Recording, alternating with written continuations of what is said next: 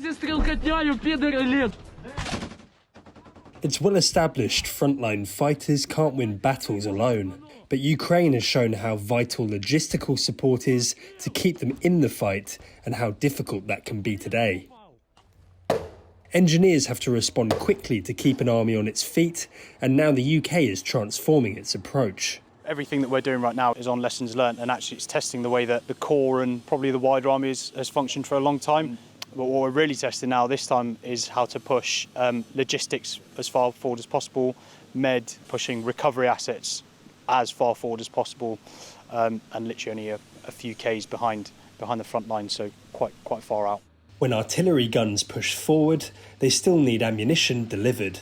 So this British Army training has seen normal resupply routes triple in distance, with support convoys also taking separate routes to spread what is now a greater risk they'll meet the enemy out for days at a time. They're sent from the brigade support area, which itself has to adapt to threats from advanced drones and more accurate artillery fire, moving from 50 kilometres from the front line to around 200. From what we're learning and how technology is advancing nowadays, we are very much at risk as much as we would be on a front line. Even being 150, 200 Ks back, things can find us and things can strike us wherever we are. So we need to be aware of that and really mould to that environment that we operate in. But I think now distance isn't as much the safety net for us. We're sort of going more towards cam concealment, which were the sort of general tenets of how we'd stay safe. But now we're going and looking into deception and dispersal as well.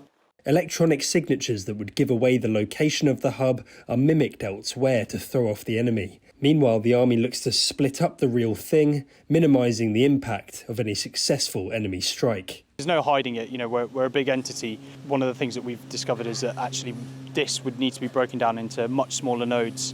And absolutely, you're right.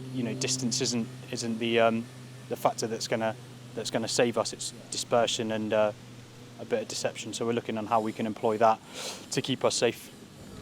The evolution of these engineers will also benefit from the new Ajax armoured vehicle, making their jobs safer so they can keep other units firing. Tom Sables, Forces News, Salisbury. Thanks for watching. For more from Forces News, like and subscribe to our channel.